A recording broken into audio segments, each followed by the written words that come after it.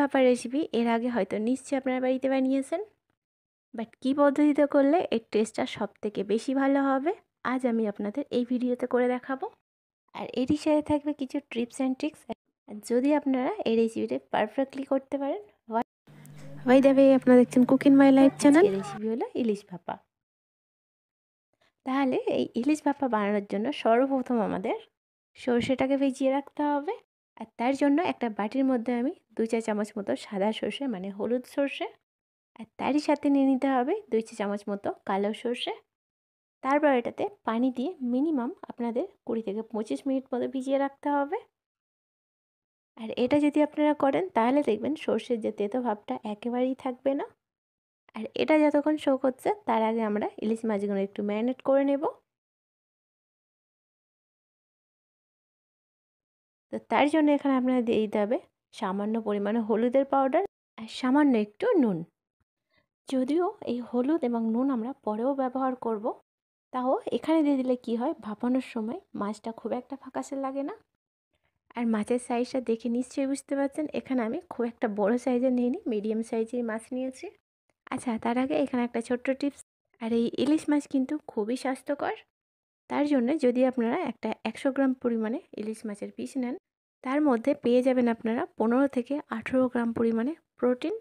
আর এই ইলিশ মাছটা যদি আপনারা ভেজে খান তাহলে প্রোটিনের মাত্রা কিন্তু একটু কমে যায়, আর ভাপিয়ে খেলে দেখবেন পুরোটাই ইনট্যাক্ট থাকে। আর ম্যারিনেশনে আপনারা নিশ্চয়ই দেখতে পেলেন হলুদ এবং নুন ছাড়া কিছুই লাগছে না। আর দুই ধারটায় মাছগুলো ভালো করে একটু ম্যারিনেট হয়ে গেলেই রেখে দিচ্ছি একটু রেস্টিংয়ে। আর ততক্ষণে যে সর্ষেটা আমি ভিজিয়ে রেখেছিলাম সেটা একটু পেস্ট করে নেব। বাট তার আগে সর্ষে ভিজানোর যে পানিটা ছিল সেটা আমি ফেলে দিয়েছি। আর পেস্ট করার আগে এর মধ্যে কী কী অ্যাড করে নিতে হবে সেটা একটু দেখে নিন। প্রথমেই আমি দিয়ে দিয়েছি ঝালের জন্য 5 থেকে 6টা কাঁচা মরিচ, আর তারই সাথে 1 কাপ মতো নারকেল কুড়ো, আর অল্প একটু হলুদ, আর সাথে অবশ্যই অল্প একটু নুন। আর যেহেতু আমি এটা মিক্সিতে পেস্ট করব, তার আগে এর মধ্যে অ্যাড করে দিতে হবে 4 থেকে 5টি কাজু, আর সামান্য একটু কাঁচা সরিষার তেল এবং পানি দিয়ে পেস্ট করে নিন ভালো করে মেশানোর পর। আর কাজুটা দেওয়ার পর মিক্সিতে পেস্ট করার পর দেখবেন সর্ষেটা তেতো হবে না। আর যদি আপনারা এই সর্ষেটা শিলে পেস্ট করেন তাহলে কিন্তু সেই ক্ষেত্রে কাজুটা আপনারা দিতে হবে না। আচ্ছা, এরপর এটা ভালো করে পেস্ট করে নিয়ে একটা বাটির মধ্যে নিয়ে নিয়েছি। আর এর মধ্যে আপনাদের কী কী দিতে হবে একটু দেখে নিন। প্রথমেই দিয়ে দিচ্ছি স্বাদ মতো নুন, আর তারই সাথে এর মধ্যে অ্যাড করে দিচ্ছি প্রায় 100 মিলি মতো সরিষার তেল। আর এই কাঁচা তেলটা দেওয়ার কারণেই দেখবেন টেস্টটা অনেকটাই বেড়ে যায়। আর তার সাথে দিয়ে দিতে হবে আমাদের 2 বড় চা চামচের মতো টক দই। আর তারপর একটা হুইস্কের মাধ্যমে ভালো করে মিশিয়ে নিতে হবে।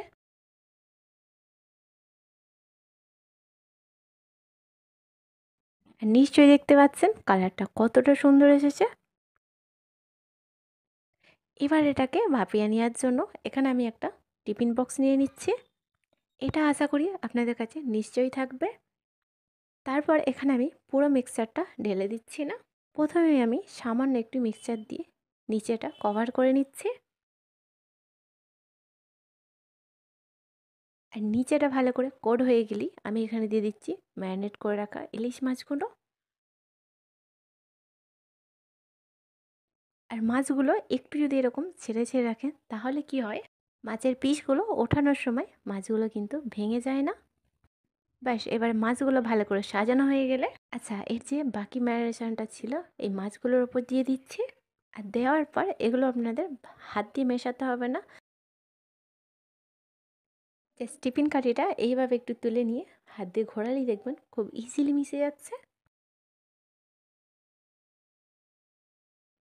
এরপর আপনাদের টিফিন কারিটা ভালো করে ঢাকনা দিয়ে রেখে দিতে হবে। বাট তার আগে এর মধ্যে কয়েকটা কাঁচা লঙ্কা দিয়ে দিন, আর সামান্য একটু কাঁচা সরিষার তেল গার্নিশের জন্য।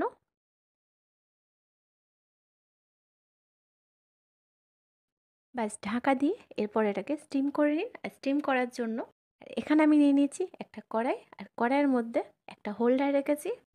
আর হোল্ডারটা রাখার পর এর মধ্যে দিয়ে দিন পরিমাণ মতো পানি।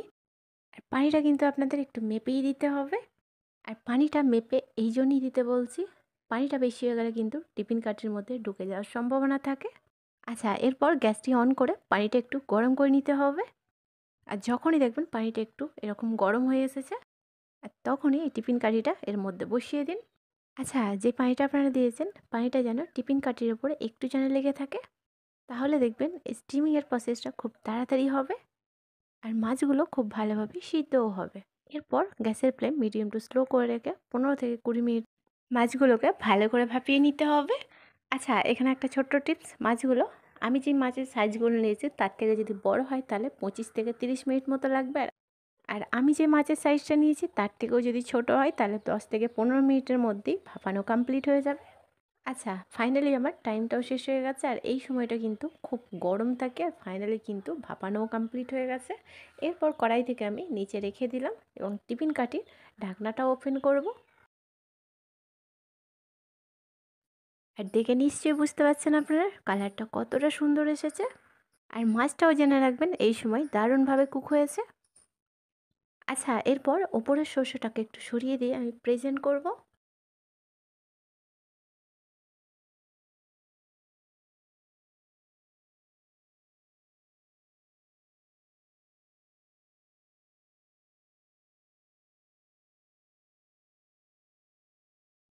দেখুন কতটা লোভনীয় লাগছে, আর গরম গরম ভাতের সঙ্গে এই ইলিশ বাবা থাকলে আশা করি আর কিছু লাগবে না। আশা করি এই সহজ রেসিপিটা আপনাদের নিশ্চয়ই ভালো লেগেছে, আর ভালো লাগলে কিন্তু প্রতিবারের মতো আমাকে কমেন্ট বক্সে জানাতে ভুলবেন না। বাই দ্য ওয়ে, আপনারা দেখছিলেন কুকিং মাই লাইফ চ্যানেল। আজকের রেসিপি ছিল ইলিশ ভাপা। আবারও দেখা হবে নতুন একটি রেসিপির সাথে। ভালো থাকবেন, সুস্থ থাকবেন।